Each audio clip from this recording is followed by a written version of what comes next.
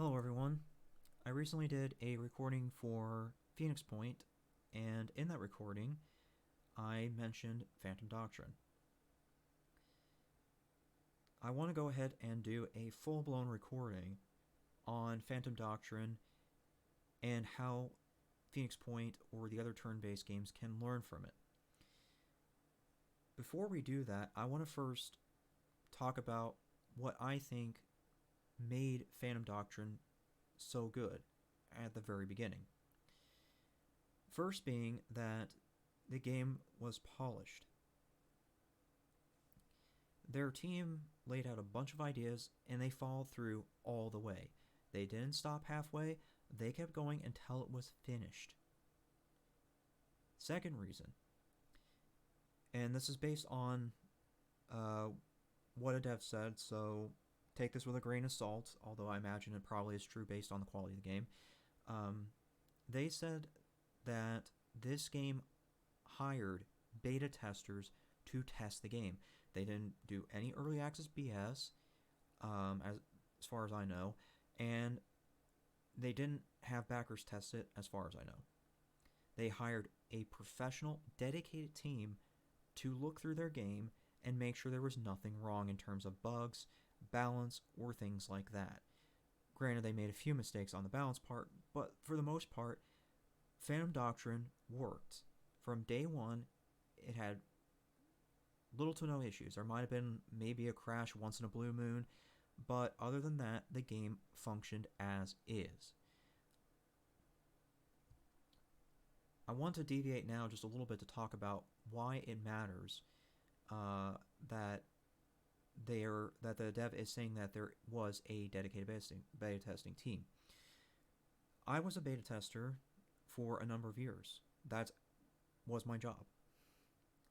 That was back in the day when I was much healthier than I am now. Unfortunately, my medical issues and disabilities have gotten worse over the years. But, it's just part of life. Anyway, so, I would like to think that I was very good at my job. I always gave my work 110% at all times. Games have been part of my life, and it was amazing to have a job in that. However, my time ran out because of just the industry changing. What happened is as games got more complicated and required more work, the teams got larger. Companies like EA Games, BioWare, and many others that I could list started relying on their own staff members to start testing the game, in most cases. This meant that they had either their Q&A people or their designers, coders, whatever you want to call them, do that work. It was pretty noticeable within the first year of this change that it just was not working. The reason is because of time. You're asking a person to not only create the game, but at the same time test it. That's slowing them down. And they're not going to be able to give their full attention to either task because they're so split. That's why dedicated beta testing teams worked so well. It's because it compartmentalized everything. You did your job, the coders and other people, and the beta testers did theirs. The entire job of beta tester was to check for bugs, give feedback on the game, and a few other minor chores that weren't really a big deal. And that's all we did. That's all we were paid for. That's why it's a big deal when somebody says we hired a dedicated beta testing team. Because that's a practice not really done anymore. And also because of the fact that due to the industry change, most of the beta testing freelancers or companies are no more. Because of these changes, there was years where there was no work. EA, BioWare, and these others took the work away from them, and there was no way to support themselves. Thus, the freelance coalitions, teams, whatever you want to call them, collapsed. That's what the game industry did to an old profession.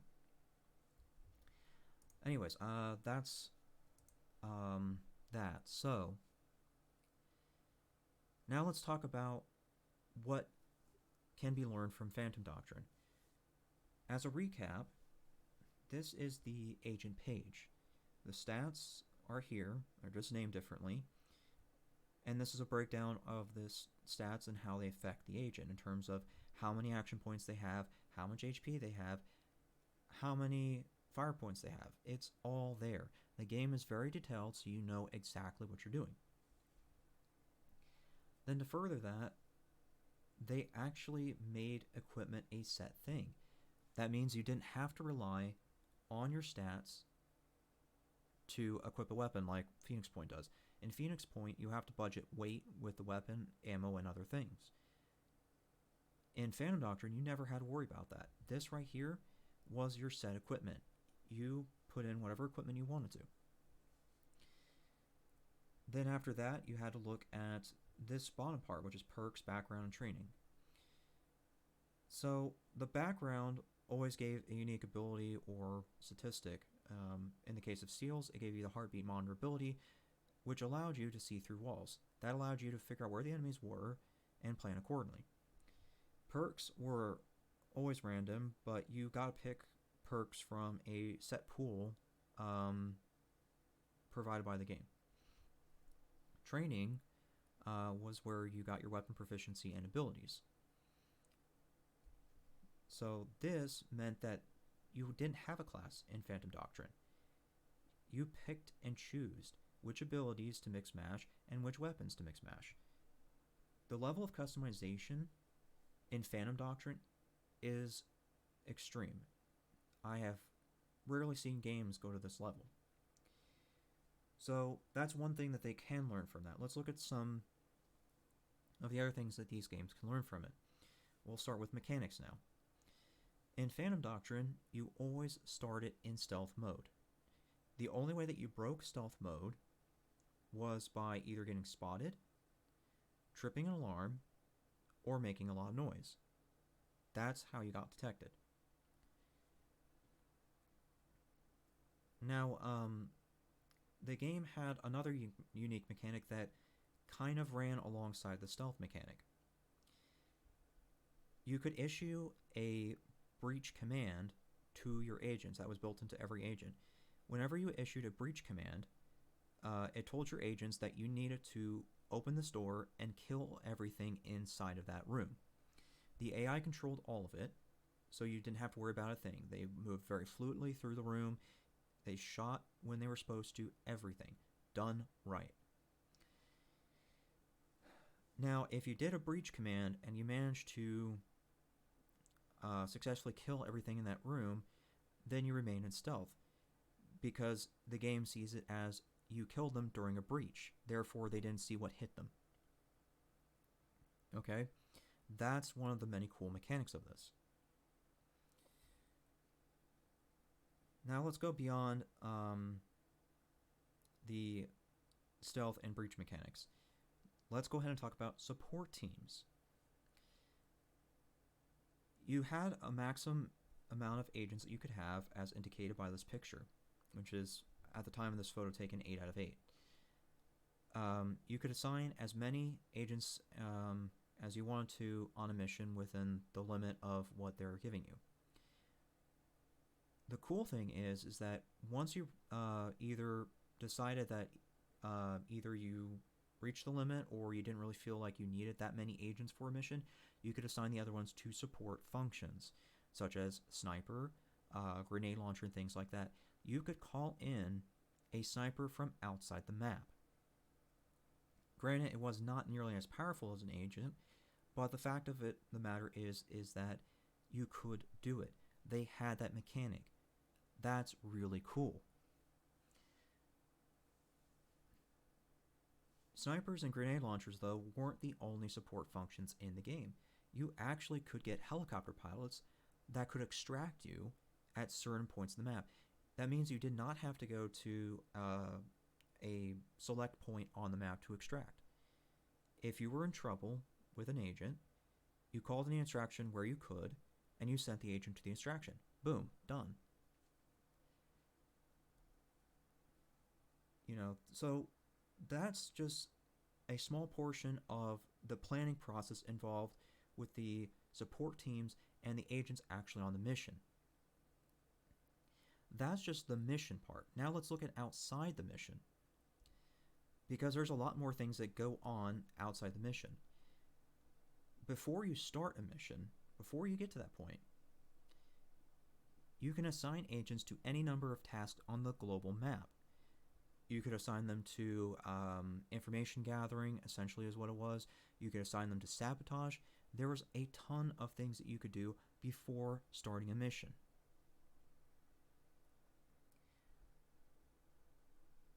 So that's all really cool. Despite Phantom Doctrine being a smaller game, this was all given to you from day one. Day one, people. That's just amazing at the level of things they did. Okay, we've gone over the positives. Let's go over the negatives. So the negatives, obviously, is that the game is way too easy. People say Phoenix Point is easy, but I find that to be a complete load of rubbish. Phoenix Point is very aggravating, tedious, and if RNG decides to screw you over, it will. That's just the way Phoenix Point works. As the dev said in the Discord, they basically intend to be the Dark Souls of turn-based strategies. In reality, they just did a poor job in terms of balance and things like that. But I digress. So, with Phantom Doctrine, this game was truly too easy. As I mentioned in the prior recording, there's a thing called the Body Engineering Facility that allowed you to change these stats up here. You could change the stats to a point where an agent could move, from what I've seen, as much as 32 tiles in a single turn without any ability help. That was just their natural movement range, 32 squares. And 6 fire points a turn. That means you could fire as much as 6 times in a turn. That is way too broken. The stealth mechanic also made it Resident Sleeper, because you could go the entire map on stealth, no problem, if you did it right. So, this game certainly was easy. The other thing, too, that kind of contributed to my view of the negative side was just the way the weapons were. Now, this is a minor complaint, I know, but one thing that you'll learn with me is, well, one of the many things you'll learn is that I value education and teaching others. Games have the ability to do that, but they refuse to do it. I understand that games are going to be unrealistic in certain circumstances, and that's just how games justify being fun.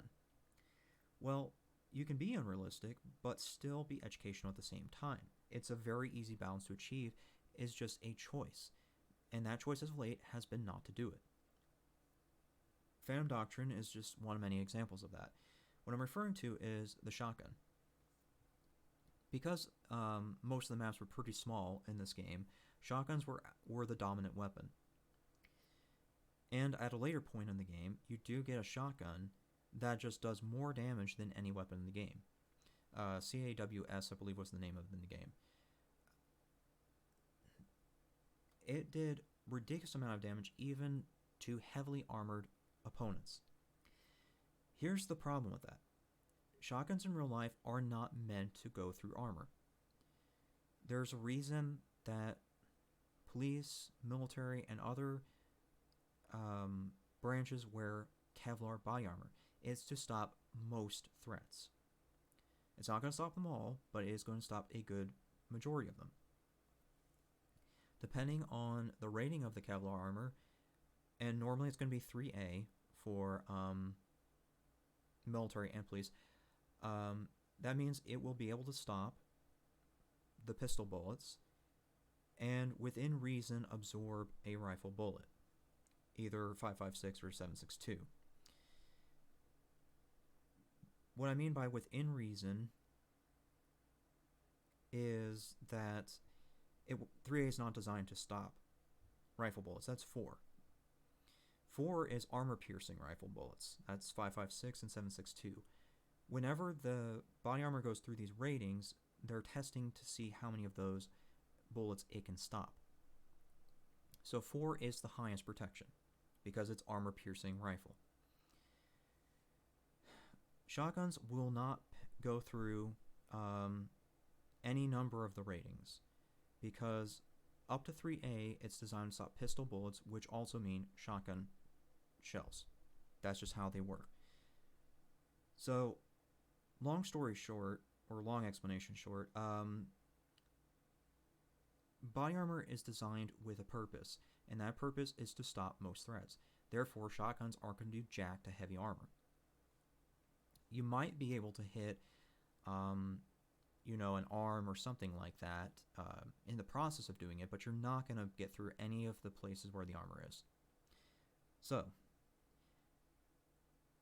Phantom Doctrine should have made the other weapons much more stronger because they're actually designed to deal with that. I'll give one more example outside of Phantom Doctrine just to kind of give you more ideas as to what I'm getting at. Let's talk about the recent Call of Duty. In the recent Call of Duty, they give you the M249 for a machine gun. The M249 is a fine weapon by itself under the right circumstances. It is not a weapon for run and gun. It is a squad support weapon.